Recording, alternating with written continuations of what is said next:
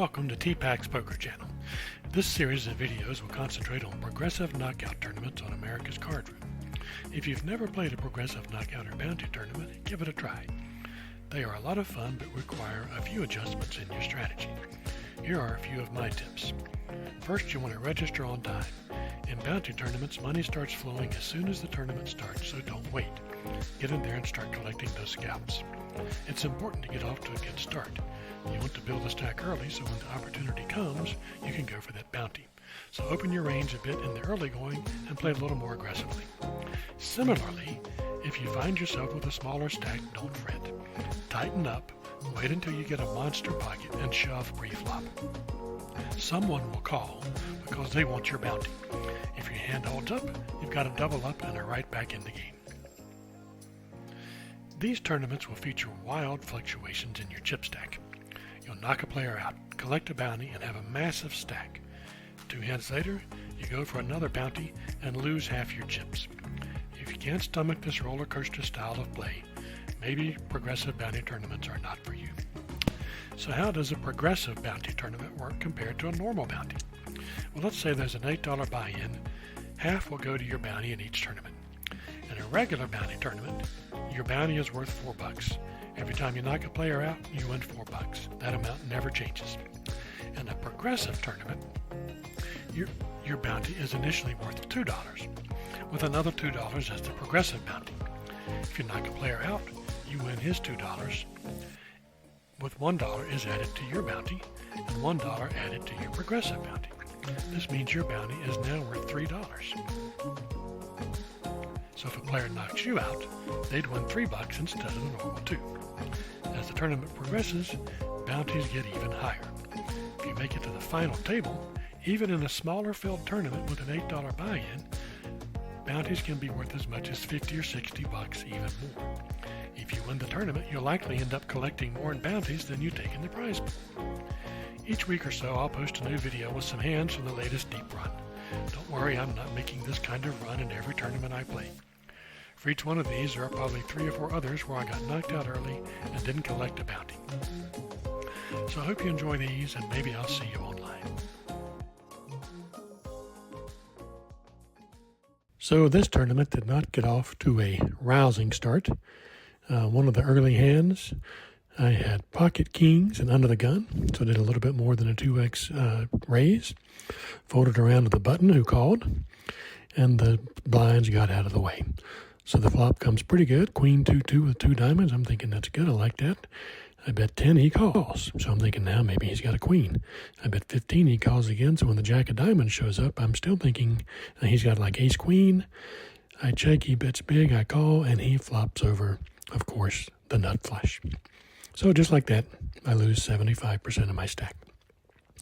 Time to employ the comeback strategy. So when you get like this, the first thing you got to do is just look for an opportunity to shove and hope somebody calls you light, and you can get a double up and get back into this. So that opportunity presented itself pretty quickly thereafter. Folds to the button, it does a min raise. I shove, thinking he might be weak, and he is. Queen 8 to my ace 3.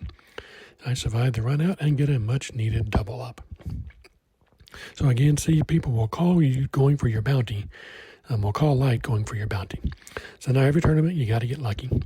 Same thing happened. Another orbit goes around. I've played a few small stacks, lost down to about 40,000 chips. I'm in the big blind with ace 5. Cut off does a min raise. Again, I'm taking this as a sign of weakness. I shove, he calls, and flips over ace queen.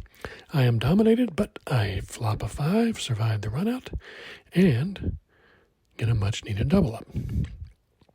So that gives me some wiggle room, and now I pick up my first bounty, I believe on the very next hand. I've got king 4 suited. It folds to me in the small blind, so I limp, hoping the big blind will shove. He does. He's got queen jack. I end up getting the heart flush and get my first bounty of the day, and get my stack back up over the starting stack. So the next hand is an example of the kinds of decisions you'll have to make in a bounty tournament. Now I've got ace 2 suited, and 2 small stacks in front of me go all in. That's 2 bounties, but the player to my left had min raised under the gun. I was a little worried about him, so I decided to fold. If he hadn't been there, I would most certainly would have called, but I would have lost, so I'm glad I did fold. Would have just donked off about a third of my stack. So the next hand is a bit of a screw up on my part. I'm under the gun. I get queen jack, and I've just gotten to the point where I hate queen jack. I do a min raise, the button calls. The flop comes a pair of deuces with a 6. I'm thinking that might be pretty good for my range. I bet he calls. When it goes check, check on the turn, an ace of hearts comes. I'm thinking maybe I can represent the ace. I bet he raises, and I fold. So I've donked off about, 20% of my stack on that hand. Playing queen jack under the gun, I've just got to learn to fold that. Next hand, I get a pretty good stack built. Well, this is what I call a stack builder. I get pocket twos and the small blind to get a middle position player does a min raise. I decide to call.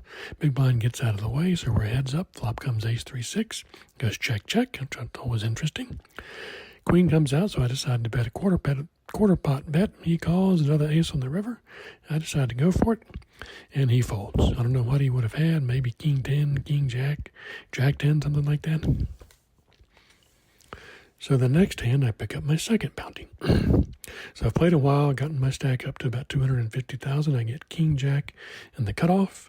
Player to my right does a min raise. I call, and the blinds get out of the way. So we're heads up. Flop comes jack 8-9. I like that. He checks. I shove. He calls, and he flips over ace 10. So he's open-ended with an ace. But I survive the run out and get my second bounty of the day and a huge boost to my stack. A few hands later, I pick up my third bounty of the day. Right around the same stack, it folds to me on the button with ace-jack suited. This time I decide to shove, hoping that one of the players behind me will call something lighter. And lo and behold, the big blind calls and flops over ace-5. So again, I survive the run out and pick up my third bounty of the day and get, a much-needed big boost to my stack. Now, not everything's always going to be smooth sailing in these tournaments. Next hand, I get king jack. Small stack shoves to me. I've got 750,000, so this is only going to cost me 1/8 of my stack. That's an easy call in a bounty tournament. He flips over pocket sevens. I flop a jack, and then he rivers a 7 to give me the bad beat. So you're not going to get there all the time. Next hand is another opportunity for a bounty that I missed. So I get king 10 under the gun. Do a min raise, folds to the button, or the small blind, who's not got a big stack. Again, it's less than a quarter of my stack, so I decide to go for it, and he turns over ace-king, has me dominated. But that's okay. That's why you build up these stacks of chips, is to give yourself a chance to go for a bounty. Here's another missed bounty. Now, this one is just kind of playing itself out. It folds to the small blind. He's only got 85,000 chips, 86,000 chips. Again, less than 1/7 of my stack. Easy call. And it turned out I'm ahead. I flop a flush draw, but he rivers a 10 and stays alive.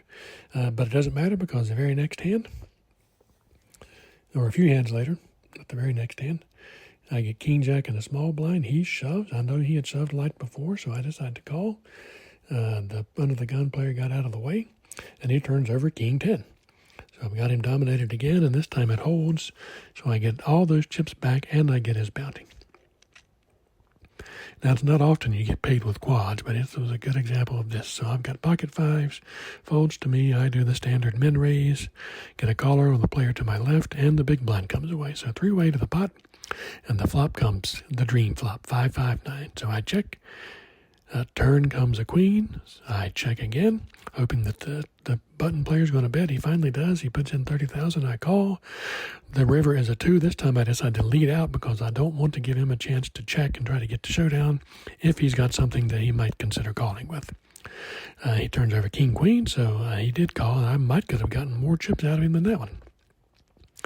Here's another example of just building up a stack.